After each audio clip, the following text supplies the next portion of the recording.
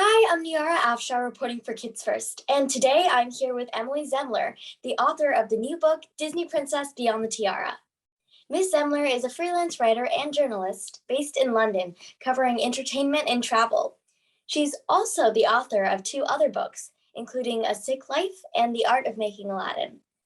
Before we started, I wanted to say that I learned so much from your book. My first question is, when did your interest in Disney princesses begin?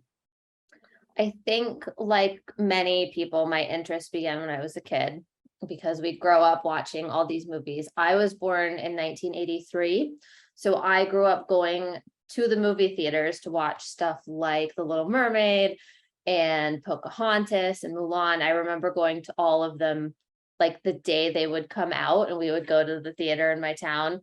And my mom didn't allow us to buy the snacks at the theater, so we had to bring our own in a backpack. But yeah, I saw all of them and I just loved the stories and I loved the characters. And I think it's one of those things you're just a fan of for your whole life. Yeah, I agree. I think so many kids grow up on the Disney princesses. It's just such a big part of all of our lives. On that note, who is your favorite Disney princess or Disney story and film? It was The Little Mermaid and Ariel. I think it was because that movie came out when I was young. And so I really connected to her. But I really loved Ariel's sense of curiosity, her sense of adventure. She was really spirited. She was kind of a rebel. And I think she's someone we can all connect to in that way.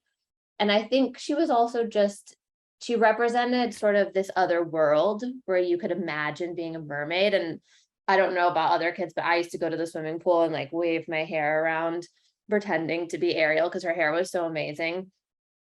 And yeah, it was, I think she just really spoke to me. And I think she's spoken to a lot of people over the years. Yeah, I mean, she's really an amazing character. And that kind of leads me to my next question. What chapter of the book or what character in the book was most interesting and exhilarating to write or research about? Well, they were all really fun for different reasons, as you can imagine. And there's a lot of information in this book. And I did over 55 interviews, which is a lot of interviews. It's really overwhelming.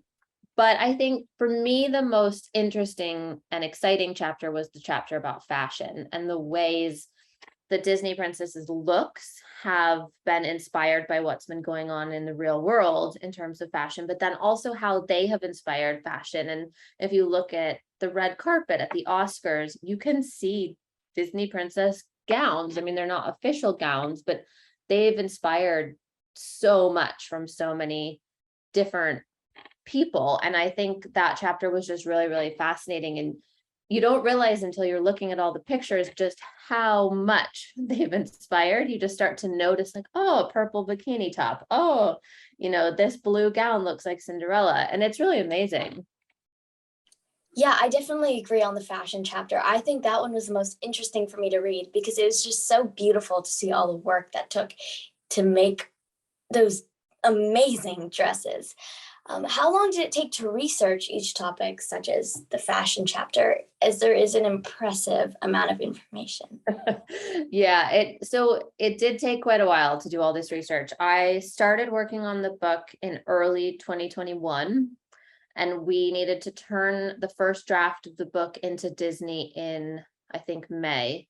So I had 4 or 5 months to rewatch everything. So not just the movies, but also like I watched the ABC series Once Upon a Time, which I'd never seen. I watched Descendants, the Disney Channel movie, and all the sequels. So that was the starting point for research, is watch everything. And then I started looking at all of the books that have previously been written. So the making of books for all the films, one of which, as you said, I wrote. So that was really helpful. And there's been a couple books about the Disney princesses, a couple books written about Snow White and the Seven Dwarfs.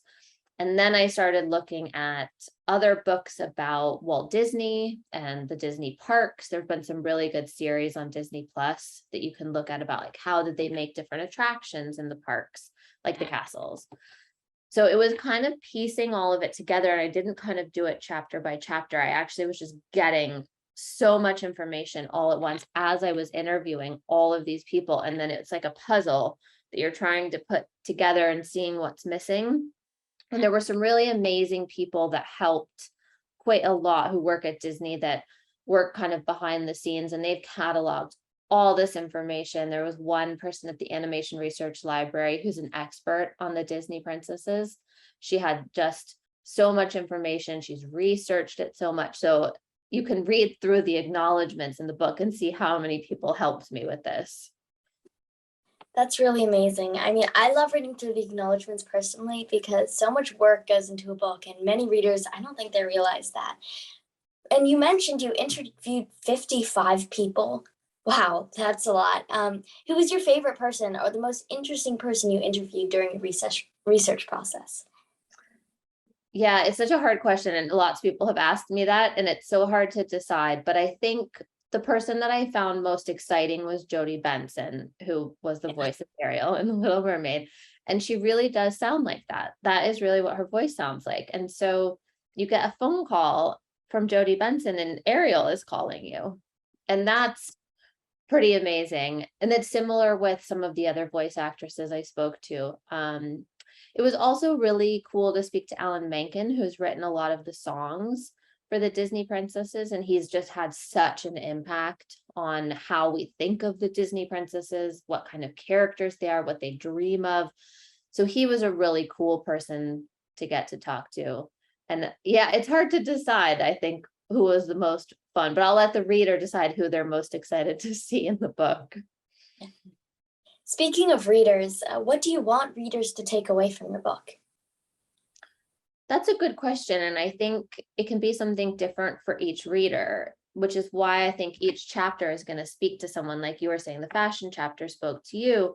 I don't know that that'll speak to everyone, but I think each chapter will be something for someone. And I hope that people can go away from it seeing that maybe the way we've thought of the Disney princesses just as like pretty girls in gowns isn't actually who they are, that they're really complex characters who are curious and adventurous and kind, and that they've really inspired so much in our world that maybe we didn't realize they were inspiring. Yeah.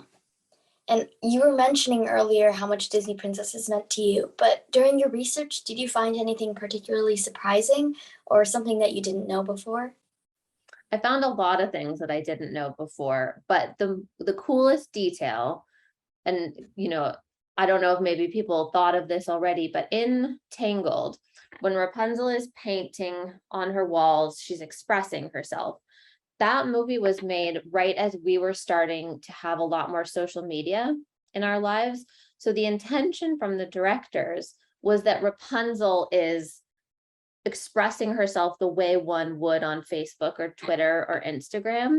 And I thought that was a really cool connection between what's happening in the real world and then what we're seeing on the screen. That's really interesting. I just have to ask you one last question. How did all of this past information inspire you to write the book? So I was actually approached to write the book. The publisher said, we want to write a book about Disney princesses. It'll be like just a book about their cultural impact. And that was all I knew. So I had no other information. I had to come up with what the book would be. And so that was a process of trying to figure out what was interesting to me, what was inspiring to me about the characters. And a lot of that was looking at how they have influenced people in the real world. So that's where the last chapter, Girl Power, comes in, is it's looking at the way we have taken what they've given us and then gone into the world and had our own dreams and our own adventures. And so I think what the book has helped me to realize is how we all kind of have a little bit of Disney princess in ourselves, and we just need to embrace that part of us. I love how we can look back on these movies that kind of made our childhood, and as we get older, we can find little parts of ourselves in each of the characters. I just have to say thank you so much for joining me, Emily Zemler. Disney Princess Beyond the Tiara will be released on September 20th, 2022, and it will be available online and in bookstores. I'm Nyara A, reporting for Kids First. Be sure to like and subscribe to our channel so you don't miss me or any of my awesome teammates' reviews. Bye!